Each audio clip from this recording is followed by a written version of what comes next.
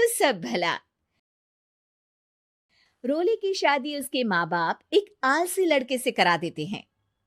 चलो, रोली की शादी हुई और हमने गंगा नहाई। और क्या, बेटियां तो होती ही हैं बोझ। हाँ, पर अब क्या चिंता, उतार तो दिया बोझ तुमने, अब वो लोग समझे।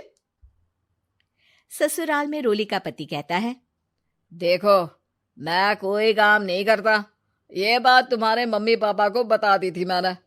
अब जो किराया आता है दुकान का, उसी से घर का गुजारा करना है। कभी भूल से भी कोशिश ना करना किसी चीज की डिमांड की। क्या मम्मी पापा को पता था कि आप कोई काम नहीं करते? और क्या, बड़ा अच्छे से पता था। उन लोगों को तो तुम बोझ लगती थी, बोल रहे थे कि बस शादी कर लो और कोई मतलब नहीं है। रोली को यह सुनकर बहुत गुस्सा आता है, लेकिन करती भी तो क्या, क्योंकि वो जानती थी कि उसके माता पिता ऐसे ही हैं। जैसे तैसे रोली दिन काट रही थी। रोली को एक प्यारी सी बेटी होती है। धीरे धीरे वो बड़ी होती है और उसके साथ उसकी जरूरतें भी बढ़ती जाती हैं। सुनिए जी, अब तो सिमी बड़ी हो रही है, उसका स्कूल में दाखिला कराना है। मैंने अब तक तो जैसे तैसे समय काट लिया, लेकिन मैं बच्ची की परवरिश में कोई कमी नहीं रखूंगी। अरे क्या है यार, अब तो लगता है कोई ना कोई काम ढूंढना ही पड़ेगा। अब पति रोज काम की तलाश में जाता और बिना किसी काम के वापस आ जाता। रोली समझ जाती है कि पति के अंदर अब काम करने की क्षमता नहीं है। वो बेटी को उच्च शिक्षा देने के लिए कुछ करना चाहती थी, लेकिन करती तो क्या करती। एक दिन रोली की सहेली कहती है, रोली, मेरी कोई औलाद नहीं है।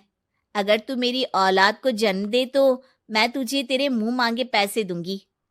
अरे, तेरी औलाद को मैं कैसे जन्म दे सकती हूँ? सरोगेसी से। बच्चा मेरा और वैभव का ही होगा, लेकिन कोख तेरी होगी। ये संभव है रोली। रोली कुछ सोचकर कहती है, मुझे मंजूर है, लेकिन मैं इसका 2 लाख रुपया लूंगी। अरे कोई बात नहीं, मुझे मंजूर है।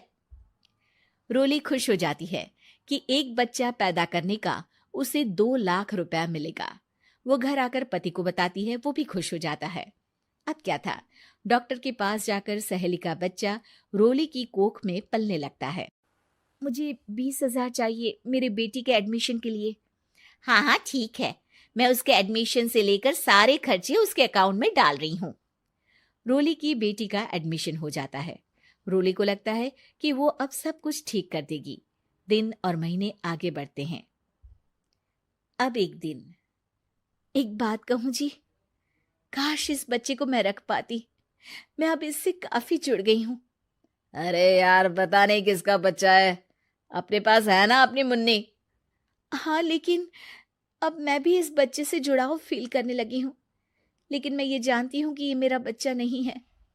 दोनों की जिंदगी ठीक चल रही थी, लेकिन कहते ना कि सुख का पल ज्यादा लंबा नहीं होता। एक दिन रोली की सहेली का फोन आता है। रोली, मुझे अब ये बच्चा नहीं चाहिए, मैं अपने पति को छोड़ रही हूँ। अरे लेकिन मुझे पैसों की जरूरत है, बच्चा तुम्हारा है, मैं क्या करूंगी? सहेली बिना कुछ बोले फोन काट देती है, फोन स्विच ऑफ कर देती है। लेकिन रोली के जीवन का तूफान यहीं नहीं रुकता। रोली, मैं इतना भार नहीं उठा सकता। आज पढ़ाई का पैसा मांग रही हो, कल को शादी, कॉलेज और पता नहीं क्या क्या। मैं तुम्हें छोड़ रहा हूँ, अपनी बच्ची उठाओ और निकलो इस घर से। अरे पर मैं कर तो रही हूं ना बच्चे के लिए काम, आप आराम से रहिए ना।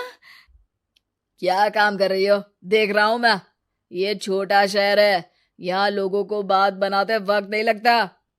तो मैं क्या करूं? ज्यादा पढ़ी लिखी नहीं हूं, कैसे घर के खर्चे चलाऊं? और आप तो काम करना ही नहीं चाहते।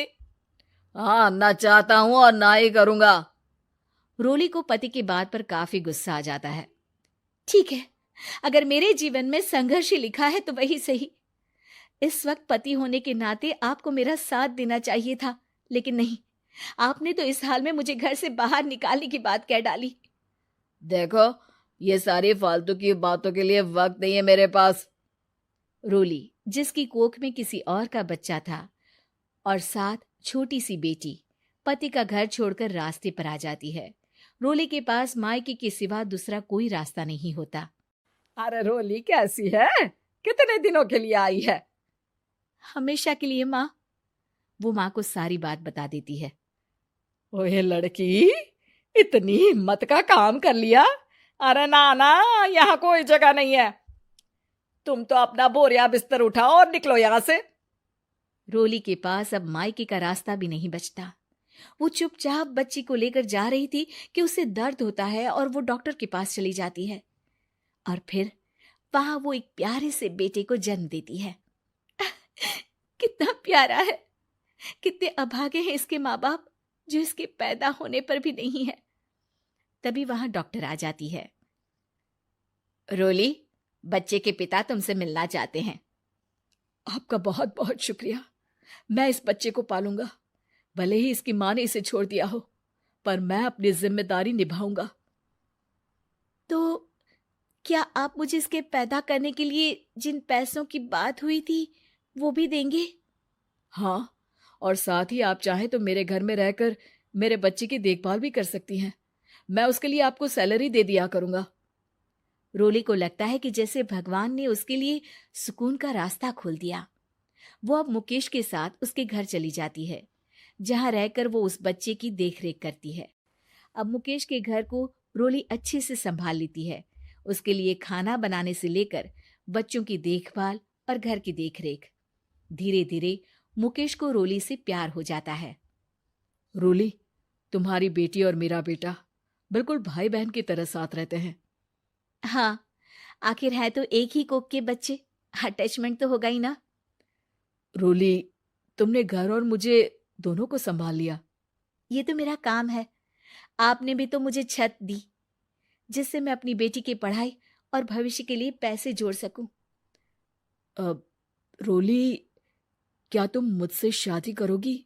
अब मैं जानता हूं तुम्हारी भी शादी कुछ खास अच्छी नहीं रही। रोली को मुकेश की बात ठीक लगती है। वो उसे हाँ बोलने की सोच ही रही होती है कि उसके पहले पति का फोन आ जाता है। रोली, मैं बहुत परेशान हूं। मेरा एक्सीडेंट हो गया है। मैं चाहता हूं तुम वापस आ जाओ। रोली को पुराने पति की चिंता होने लगती है। वो सोचती है कि वो क्या कर रही थी।